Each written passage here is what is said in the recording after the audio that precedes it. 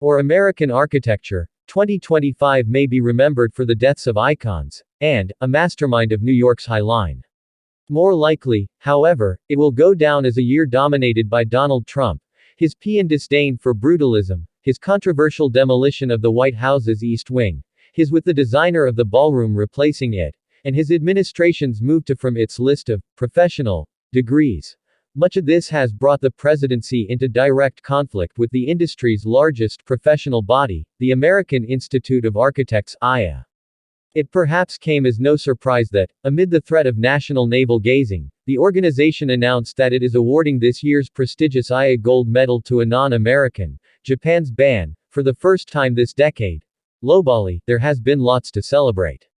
China's won the prize, the Nobel of Architecture, for his understated academic and cultural buildings.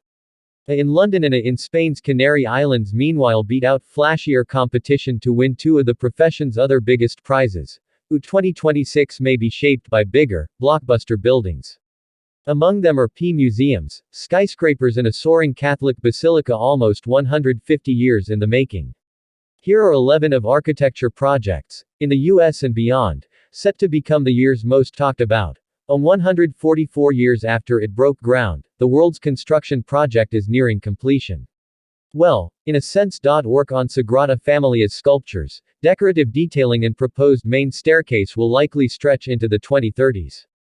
But this year should see the 564-foot-tall Tower of Jesus of Christ, the Basilica's 18th and final spire. The 17 shorter ones are dedicated to the 12 apostles, 4 evangelists and the Virgin Mary, finished in time for the centenary of architect Antoni Gaudí's death in June.